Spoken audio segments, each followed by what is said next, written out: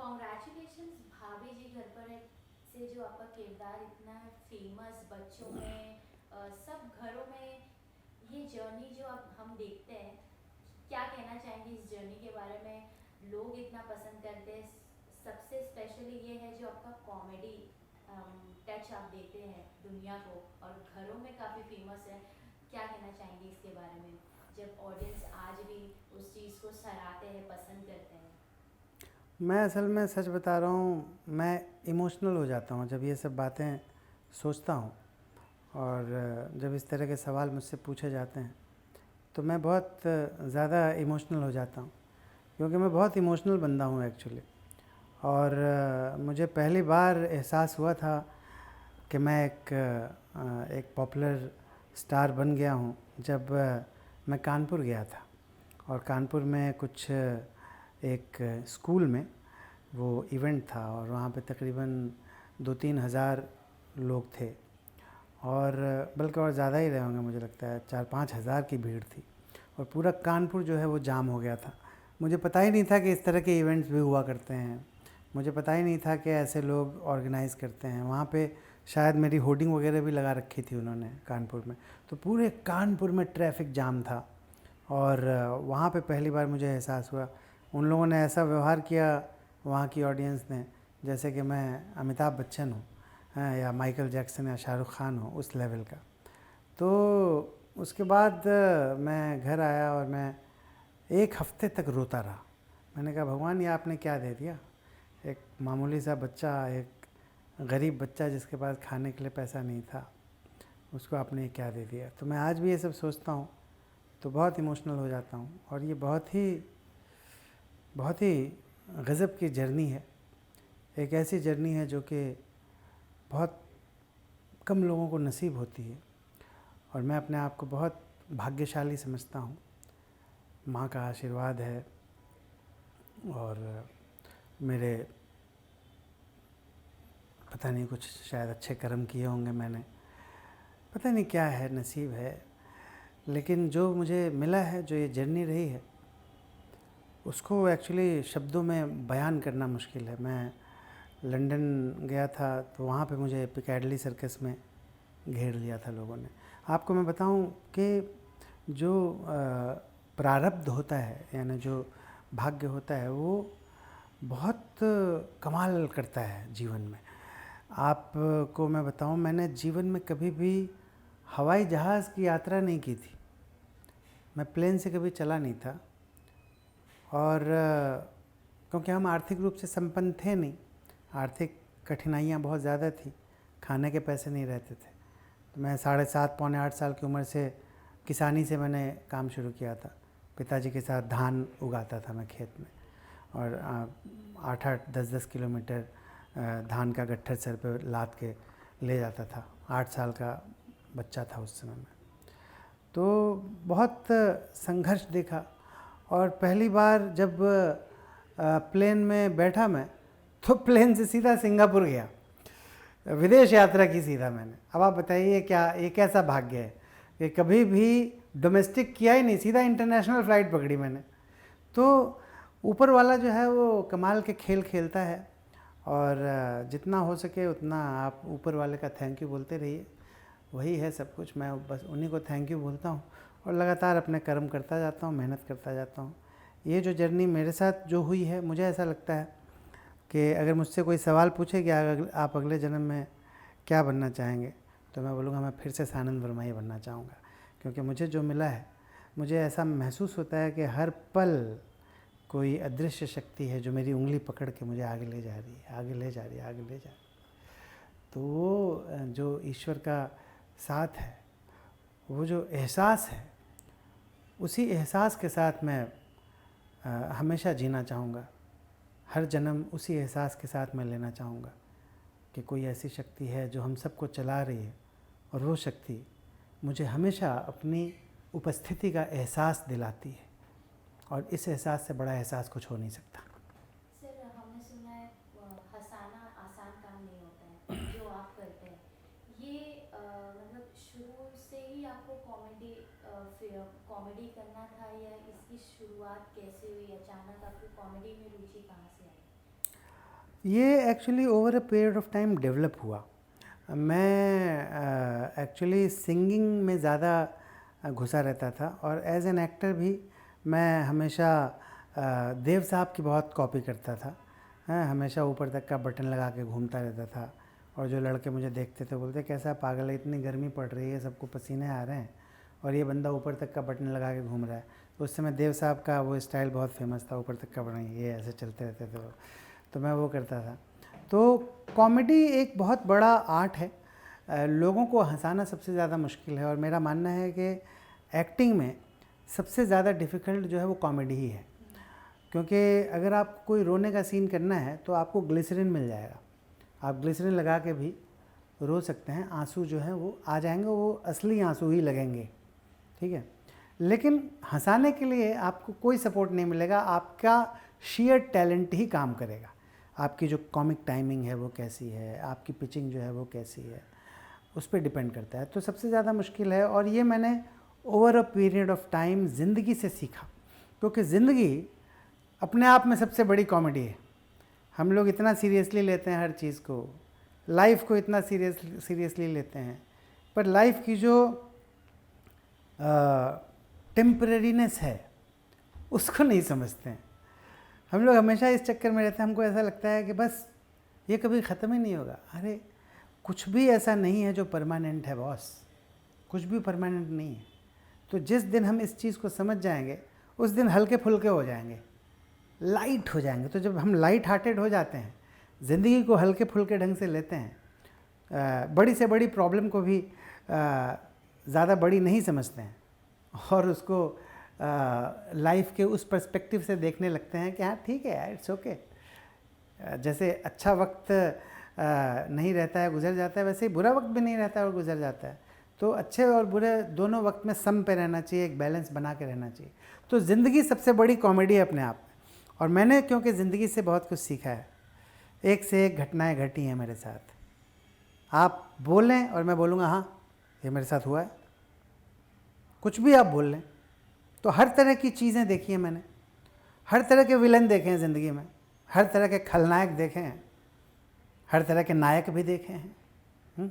तो जीवन अपने आप में एक बहुत बड़ा हास्य रस है, और जिसने उस हास्य रस को समझ लिया, उस कॉमेडी को समझ लिया, वो अपने आप उसकी कॉमिक टाइमिंग जो है वो इम्प्रूव होने लगती है। तो धीरे धीरे सीखते सीखते ज़िंदगी से आज की डेट में भगवान की दया से कॉमिक टाइमिंग ठीक ठाक हो गई है मेरी। सर अभी आप विजय 69 में विलन का रोल कर रहे हैं, तो उसमें भी विलन के साथ कॉमेडी टच दिया है आपने, किस तरीके का रोल है, कुछ बताइए उसके बारे में। हाँ, उसमें मैं एक पत्रकार बना हूँ, और मैंने डेफिनेटली कॉमेडी टच दिया है। और कॉमेडी जो है वो बेसिकली सिचुएशनल है। हम ज़रूरी नहीं है कि कॉमेडी भी अलग अलग तरह की होती है। चार्ली चैपलिन की भी कॉमेडी है, स्लैपस्टिक कॉमेडी है, केले के छिलके पे फिसलना, वो सब मुंह पे आटा गिरना, वो सब वो स्लैपस्टिक कॉमेडी है, और एक सिचुएशनल कॉमेडी होती है। तो विजय 69 में सिचुएशनल कॉमेडी है, और साथ में एक घटिया, एक बिका हुआ, एक जलील पत्रकार जो है वो कैसा हो सकता है और क्या क्या कर सकता है, प्रोपेगेंडा, वो उसमें दिखाया गया है। सर ओटीटी प्लेटफॉर्म्स भी है, काफ़ी स्कोप आ गया, इतने सारे डिफरेंट प्लेटफॉर्म्स आ गए, उसमें भी आपने काम किया है। कुछ ऐसे प्रोजेक्ट्स हैं जो अभी आपके आने वाले हैं, या कुछ अलग किरदार कॉमेडी से हटके, क्योंकि कॉमेडी के वन लाइनर्स आपके इतने फेमस होते हैं, लोग इतना पसंद करते हैं, कि और कोई दूसरे किरदार में आप अपने आप को साजना चाहते हैं। हाँ, जैसे कि OTT पे एक तो विजय 69 है, इसके अलावा सुपर वुमन है, तिग्मांशु धूलिया जी के साथ ये फिल्म मैंने की है। सुपर वुमन में मेरा अगेन एक बहुत ही पॉजिटिव कैरेक्टर है, और उसमें मैं बेसिकली एक मैच मेकर बना हूँ। और ये रोल मैंने पहले भी किया था राजकुमार राव की एक फ़िल्म में, हम दो हमारे दो, उसमें भी किया था मैंने। उसमें शादी राम मेरा नाम था कैरेक्टर का। तो सुपर वुमन में बहुत ही अलग कैरेक्टर है, और इसके अंदर बहुत ही सीरियस है और उसमें सिचुएशनल, उसमें भी फ़न एलिमेंट्स हैं काफ़ी सारे, तो वो है। उसके अलावा एक चक्कर घिन्नी नाम की फ़िल्म मैंने की है जिसमें मैं एकदम हार्डकोर विलेन बना हूँ। गुप्त रोग विशेषज्ञ हूँ मैं, डॉक्टर हूँ उसमें। और उसी तरह मेरी माँ कर्मा जो 5 अप्रैल को रिलीज़ है, उसमें भी मैं विलेन बना हूँ। बहुत ही ख़तरनाक बुरा आदमी, एकदम ख़तरनाक डॉक्टर है ये भी। तो हर तरह के रोल भगवान की दया से मैं कर रहा हूँ, पर मेरी खुद की कोशिश ये रहती है कि अगर कोई किरदार मैं कर रहा हूँ, कोई सीन मैं कर रहा हूँ, तो कुछ सिचुएशंस ऐसी क्रिएट हों जिससे कि पब्लिक को एक एंटरटेनमेंट वैल्यू मिले, है ना। तो अब आप उसको कॉमेडी कह लें या कुछ भी कह लें, मुझे लगता है कि मैं बस एक एंटरटेनमेंट वैल्यू क्रिएट करता हूँ जब मैं स्क्रीन के ऊपर आता हूँ। तो मेरी कोशिश यही रहती है कि रोल चाहे कितना भी सीरियस हो, सिचुएशन चाहे कितना भी सीरियस हो। अभी जैसे एक सीरियल आता था जिसका नाम था अदालत, रोनित रॉय साहब का, उसमें मेरा 5 दिन का एक कैरेक्टर था जिसमें कि मैं एक मज़लूम मज़दूर बना हूँ, जिसके ऊपर जुल्म हुआ है। अब उस पूरे में कहीं मैं रो ही रहा हूँ, पूरा कटघरे में खड़ा हूँ और उसमें मैंने रुलाया है ना। तो उसमें रिक्वायरमेंट नहीं थी, पर जहाँ पर मुझे ऐसा लगता है कि यहाँ पे ये लिबर्टी लेके मैं कुछ ऐसा कर सकता हूँ जिससे कि ऑडियंस को गुदगुदा दूँ, थोड़ा उनको मज़ा आए, तो मैं वो हमेशा कोशिश करता रहता हूँ। सर वन लाइनर्स काफ़ी फेमस होते हैं, तो जब स्क्रिप्ट पढ़ते हैं ये वन लाइनर्स आपके होते हैं, किस तरीके से प्रिपेयर करते हैं या उसमें कुछ चेंजेस लाते हैं? वन लाइनर्स नॉर्मली मेरे ही होते हैं, क्योंकि मैं बचपन में ही, जब मैं 12-13 साल का था, मैंने हज़ार पेज के 3 नावल लिखे थे। मेरे पिताजी बहुत बड़े राइटर थे और मेरे अंदर एक राइटर का खून है, तो मैं बहुत मज़े ले लेके अपनी जो राइटिंग का टैलेंट है उसको अपनी एक्टिंग में यूज़ करता हूँ। तो जो स्क्रिप्ट रहती है उसको मैं इम्प्रोवाइज़ करता हूँ बहुत ज़्यादा, और उसमें अपनी बहुत सारी चीज़ें लेके आता हूँ जिससे कि ऑडियंस को इंगेज कर सकूँ और उनका मनोरंजन कर सकूँ। तो वन लाइनर्स में मोस्टली, यानी मैंने आज तक जितना भी परफॉर्म किया है, मुझे लगता है कि 50-50% पकड़ लो आप, कि 50% लिखा रहता है और 50% मेरा एडेड रहता है उसमें, और मैं बिना ऐड किए मैं एक्टिंग कर ही नहीं सकता।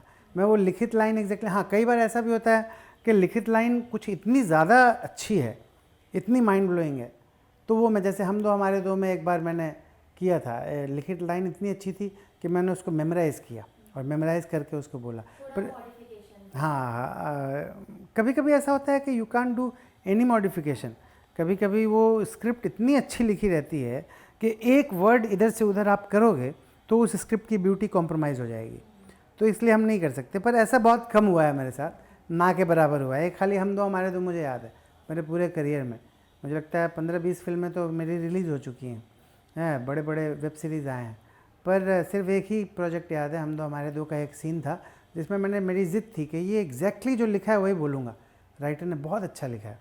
लेकिन उसके अलावा नॉर्मली मैं बहुत अपने एडिशंस करता हूँ और उसको एंजॉय करके, कैरेक्टर को फील करके, सिचुएशन के हिसाब से, अपना जो मेरा को एक्टर है उसके हिसाब से बनाता हूँ और उसके बाद करता हूँ। एक नया प्रोजेक्ट आ रहा है मेरी माँ कर्मा, तो कर्मा में कितना बिलीव करते हैं आप? टीजर आउट हो चुका है, काफ़ी मज़ेदार है टीजर भी। किस तरीके का ये स्टोरी होने वाला है, किस तरीके का स्टोरी लाइन, स्टोरी टेलिंग, किस तरीके के ऑडियंस को? बहुत बढ़िया है इसका, मृत्युंजय सिंह साहब ने डायरेक्ट किया है इसको, युवा डायरेक्टर हैं वो। और माता कर्मा का बहुत प्रताप है छत्तीसगढ़ साइड में। और आपको याद होगा बरसों पहले एक पिक्चर आई थी जय संतोषी माँ, जो कि बहुत बड़ी ब्लॉकबस्टर थी। उस फिल्म के बाद लाखों करोड़ों लोगों ने संतोषी माँ का व्रत रखना शुरू कर दिया था। तो माता कर्मा, ये जो फिल्म है मेरी माँ कर्मा, इसके साथ भी कुछ ऐसा हो सकता है, क्योंकि मृत्युंजय सिंह ने बहुत अच्छे से इसको डायरेक्ट किया है। इसमें एक जो माइथोलॉजी का जो एक टच है वो तो है ही, साथ में जो आज की डेट में उसको उन्होंने बहुत अच्छे ढंग से स्क्रीन प्ले में बांधा है कि आज की डेट में कैसे राक्षस हैं और पहले जो माता कर्मा ने फेस किया था उनकी जो लाइफ जर्नी है, माता कर्मा ने खिचड़ी का आविष्कार किया था। आप जो खिचड़ी खाते हैं वो खिचड़ी, उस खिचड़ी को इन्वेंट किया था माता कर्मा ने। तो बहुत महान देवी हैं वो। और मुझे लगता है कि मेरी माँ कर्मा जो है वो एक बहुत ही शानदार फिल्म है। छोटे बजट की फिल्म है तो लिमिटेड रिलीज़ है, बहुत ज़्यादा hi fi highly marketed release नहीं है, लेकिन चमत्कार होगा इस फिल्म से, ऐसी मुझे उम्मीद है। लास्टली फैंस और ऑडियंस को क्या कहना चाहेंगे सर? आगे आगे आपके नए नए प्रोजेक्ट्स, नए नए किरदार, क्या मैसेज देना चाहेंगे? मैं यही कहूँगा कि मेरे हर काम को देखिए, मुझसे प्यार करते रहिए। और मेरी माँ कर्मा की बात हुई है तो ये बता दूँ कि जो अच्छे कर्म हैं उसका मतलब है जब तक आप खुश हैं आपके अच्छे कर्मों का मीटर ऑन है, जब आप दुखी हैं आपके बुरे कर्मों का मीटर ऑन है। तो इसलिए अनकंडीशनल हैप्पीनेस को अक्वायर कीजिए, अनकंडीशनली खुश रहिए, खुश रहने की आदत बना लीजिए बिना किसी रीज़न के। ये मत सोचिए कि आपको ये मिलेगा तभी आप खुश होंगे, नहीं, वो मिलेगा, उसके पीछे आप खुश होकर लगे रहिए, ऊपर वाला चाहेगा तो ज़रूर मिलेगा।